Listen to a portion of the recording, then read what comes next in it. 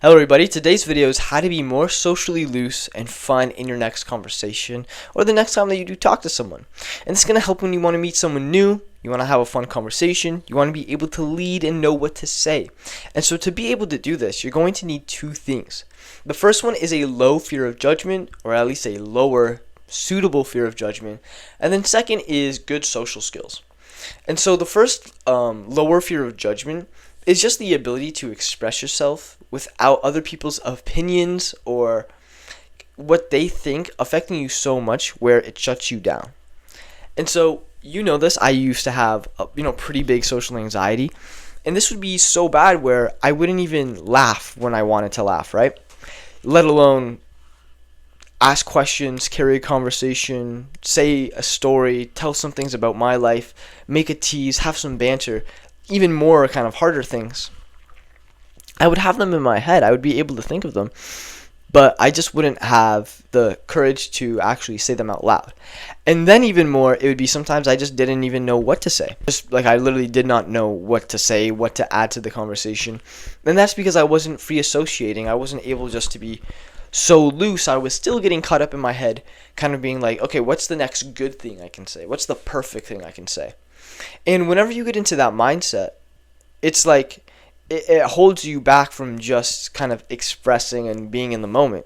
Now, it's good to have some sort of idea of what is fun to talk about, some concepts about how conversations work when meeting new people, and then able to have fun and also connect in those conversations. And so it's having good questions, being engaging, but it's also like, what can I add into that conversation too? And so this is something that I struggled with, in which I could add I could ask questions, and those are really good ask questions. But when it came to me adding certain things about my life, it was harder to do. I just didn't know what to say, right? And so this is where things like asking a question and just saying a little statement about your life can add in there too. And so a very simple question: you have any pets? And if that person responds no, yes, whatever they respond with, you just say, oh yeah, that's awesome. Say a remark about their pets. That she must be so cute. Maybe if they have a lot of dogs, you must love dogs. Just make a statement on what they said, right? And then add on to your own story. So if you have animals, if you have pets, I have 2 dogs of my own and a cat too. It's like a zoo in my house. If you don't have any dogs or pets, like, my house is quiet and clean as they come. It gets boring sometimes, but it's like that, right? And in both those situations, the way I'm framing that and the things I'm adding is what people want to hear, is what's going to make you an engaging person to talk to, is like adding who you are and how that makes you feel. And so the dogs, if I did have dogs and I said it's like a zoo in my house, that again is adding some humor, some emotion, because I'm now going over the top. I'm being so playful. Of course, it's not a zoo in my house, but like you can see it's pretty basic humor there. But just being able to say that, just coming up with that is difficult sometimes, especially when you're in that tense conversation, right? And then it's if I didn't have any animals, it's very boring in my house. It's clean and it's quiet and it's boring, but there's not really any fun sometimes. It does get a bit quiet. In both those ways, I'm framing it as having animals in your house is cool. And so I could have left it as yeah, it's very clean and it's very tidy in my house, very not noisy at all. But in a subtle way, I'm also saying I'm better than you. It's in a subtle way saying, because of that, like, my house, my living standards may be a little bit better than yours because my house is cleaner. Now, is this looking way too deep into it? Yes, but that's subtly what that message shows. On the other hand, when you add that last part in of, yeah, but it gets boring sometimes, it's not the most fun time sometimes. That's totally okay too. Like, but it also shows that you are open to the idea of having pets and you actually think that's cool too. And so just by adding that little part in at the end, it tells to the other person, I think having pets is cool. And I kind of am a little bit envious of you having that fun pet. Even though there's some good that comes with me, you have some more positivity that's on the other hand too, right? And so that's someone who's able to kind of poke fun at someone else, have that tease, which is just how people connect on humor, on kind of teasing people on those silly things, and then coming with that actual good energy too of, but it's probably really cool that you have animals. It probably allows you to like connect. You probably have a good friend you can hug sometimes. Probably does get loud, a little bit hairy, but some really good positives too. And so that's just a higher level part of social skills, is understanding what's the deeper message behind the words that you're saying, like what is coming across here. And so if I say to someone, oh my god, that looks so good, did you thrift that? And they actually bought it from a very expensive store, that subtly is saying, like, your clothes don't look luxury, they look thrifted. And whatever associations come to your mind about that, that's how that person is going to perceive it. Now, when you say thrifted, you genuinely may be coming with the most pure of intentions, but the other person, because they have this own story of the clothing, are going to perceive it differently in how that came across, right? And so it's just being aware of how your words may come across, and then in that moment, kind of also expressing and saying the true meaning of what you just said right there, of what you meant by it, so they can interpret it differently from how you are trying to describe it. Like, you say, oh, those thrifted, it looks so amazing, right? Now you're actually saying the clothes look amazing, which is good. Now it's still implying it's thrifted. You can ask something like, did you thrift this? Instead of implying it, and so that may be a bit more nicer way to put it. Now, if it's like a luxury, and again, I'm not really a fucking materialistic person, but if it's something nice, if it's something, you genuinely think it looks nice, oh my god, is this like designer? You can make that assumption then, because it's assuming in the positive. And so it's good to assume more in the positive than the negative, unless you're making an obvious tease about something that doesn't matter. If it's like their piece of clothing, I wouldn't tease them too much on that, right? It's like, that's who they're kind of identifying as right now. You can like tease them on their socks if they're mismatching, right? Like, that's something. And again, it's teasing in a playful way. It's still teasing in a positive. There should be like no negative energy at all when teasing someone or talking to someone.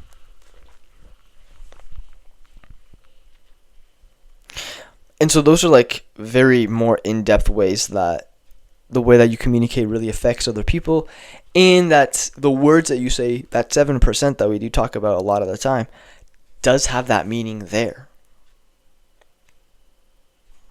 And again, it's not even about the words more deeply. It's like what the words are associated to. What is, when I say your shirt is thrifted, what does that mean? Maybe it's like second tier, it's not the best, and I love thrifting, right? So, like, I take no fucking hurt to those words, but someone else may, right? And it's just being aware of that. And then, like, so how, like, assume in the positive, deeper words could kind of impact people in that way. And if you do see someone getting affected by the words that you had said, you should notice it on their body language. Something in their body language should change. It should be like maybe like an extra long kind of like look of confusion, or some kind of subtle shift in their body language. Like, you should be able to tell when something you said kind of weirds someone out, right? And they may not express it themselves because they are also going through social skills and fear of judgment kind of levels in themselves that you don't know too deeply. But so when you do see that shift in body language, you should call that out. You should immediately call that out.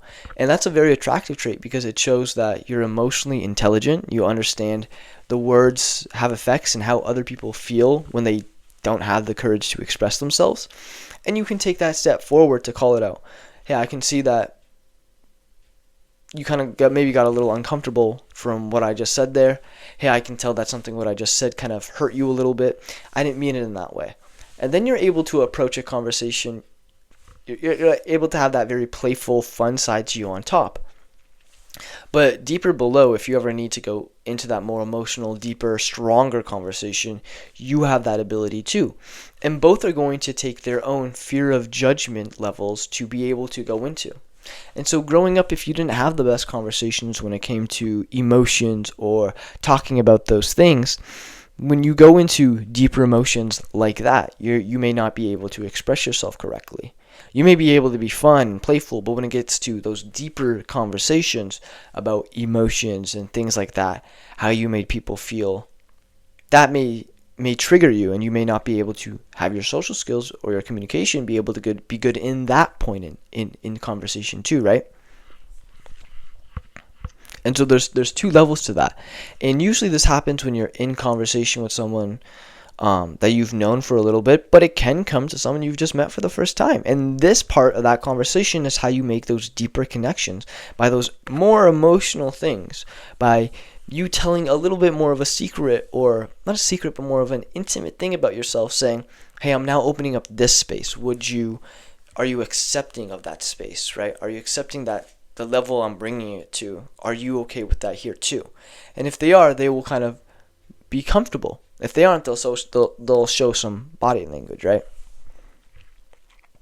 And then your social skills is like that the words, understanding how to carry a conversation, then being fun in that conversation, adding your own opinions, stuff like that.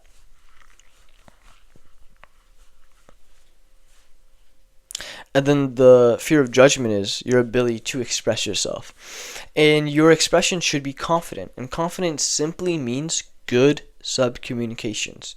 It also means something different.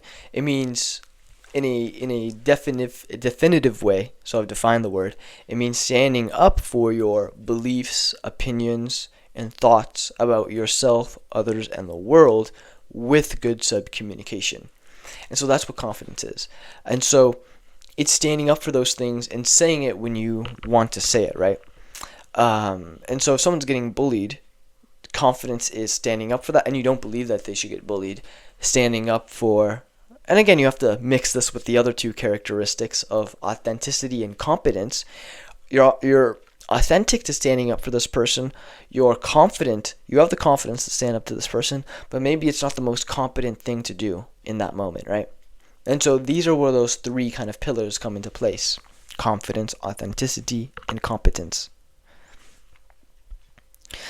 So the confidence to have good subcommunications and stand up for what you believe in is going to take a high fear of judgment, so you're able to express that, and good subcommunications when you do that. And so that is in your tonality, body language, eye contact, and facial expressions. You want these to be relaxed. You want these to be not tense, and you want these to be a bit more slow, warm, and gentle, and compassionate. Now, when they need to get angry, and so when they need to get, because anger is something that is an emotion people have, but it should be used to like fight against bad people. It should be used to, like, it shouldn't be a default state for a lot of people. It is as a coping mechanism, but it shouldn't be. And so warm eye contact is like, I look at you like this. I'm not looking at you like this.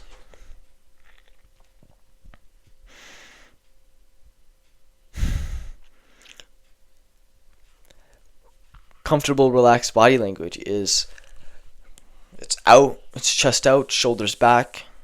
It's not like this. It's like this. It's head up, chin at level length. Head is like this. Standing up straight, owning your space, being comfortable in who you are.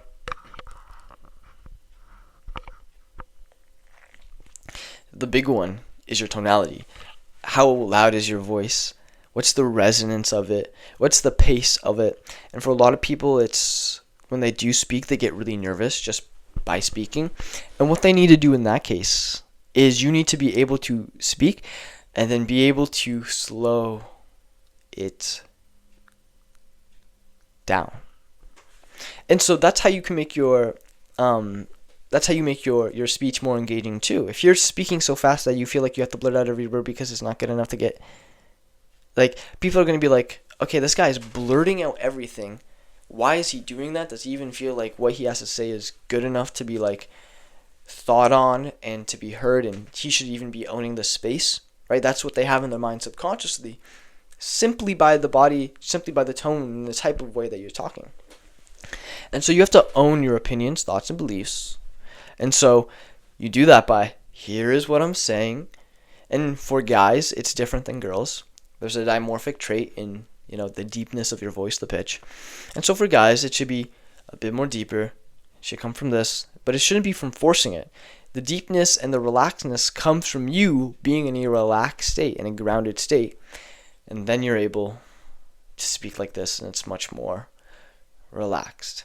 And it also doesn't mean that you can't speak in your normal way. It's just when you're having that tension in a conversation, you need to make the conscious effort to slow it down, to make yourself feel more relaxed, and then do whatever you like, right? If you want to speak if you naturally speak in a very fast-paced way, and this is just how you are, well, you're like, that is something that could inhabilitate you socially because people just can't relate to you. And so you may genuinely want to change that. If my fun thing to do was to shit in my hand and rub it in other people's face, not a lot of people would want to spend time around me. If something I like to do, or just part of me, is just speaking really fast where other people can't communicate or relate to me, same result, right? Same thing's going to happen. And so it's like, oh, but this is not authentic to myself. Okay, yeah, then you're going, just be okay with the results that's going to happen to that, right? It's authentic to myself to shit in my hand and rub it into other people's faces. I'm going to get the results of what comes with that too, though, right? So, general rule, slow it down. Probably one of the best things you could do. It just shows to your body and your brain that, hey, I can be relaxed here. I can take a pause that's like X amount of time long, just like there, and be okay with that. Be okay with that silence. Be okay with everyone looking on me, waiting for an answer, and I'm just like, totally okay with that. Yeah, I really don't know. And just be okay with that, right? That takes so much internal confidence to be able to do.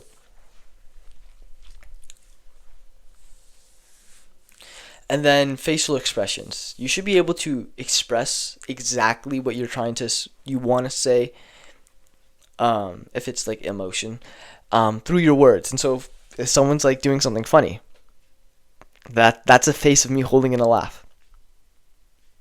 If someone's making me angry, someone's making me sad, someone's making me happy, right? There's so many, okay, if someone tells a joke that can be misinterpreted.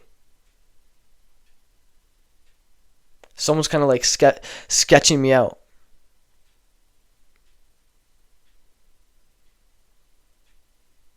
There's so many ways that you can just communicate what you're feeling through your face, through the body language, through actually not saying the words. And this is a good form of social communication because it shows that you are dynamic, and it shows that you have a lower fear of judgment. You don't need to use your words to communicate all the time. You can get the same message across in a more socially competent way, which is just your body language. You don't need to go to the extent of, I need to use all these words to explain myself. It's much more succinct and it's much more efficient, right? So just it says a lot, right? It says a lot more than just well, I don't know about him. He has some of this, he has some of that, right? At the end of the day, people are going to be affected by the emotions you give, and the emotions you give is by tonality, body language, eye contact, and facial expressions. And so this is just tapping more into that. And by being more expressive in this body too, being more physical, it's going to allow you to be more dynamic, and that's going to make you feel more safe and loose in the environment that you're in. And all these things work together. You're more loose in your body. You're more loose in your voice. You're more loose in your words. You're more gentle and warm and relaxed. And all these things work together in the environment you're in. and will make you feel more and more connected, relaxed, compassionate, socially tuned, socially loose, naturally free-flowing. And that's exactly where you want to be. It's an amazing place. And then you're able to take that feeling you have in that environment and bring it everywhere into your world. And then when you go out one day, you're able to snap back into that state, able to feel that state and bring it to you where you are right now, and then come from that energy in this new environment. And that's an amazing thing that only humans have the capability to be able to do, the social and brain power to be able to do. It's an amazing thing. And if this is something that you want closer help with me, to work one-on-one with your social skills, your fear of judgment, so you can be held accountable, you can have good social skills, connect with other people that you want to, be fun in your conversations, be able to banter, socialize at work, be loose at work in your personal life. That's all going to come from your social skills. So if you want more help with that, link is in the description. You can ask any questions on my Instagram too. And with that, boys and girls, I love you very much. Goodbye. Peace.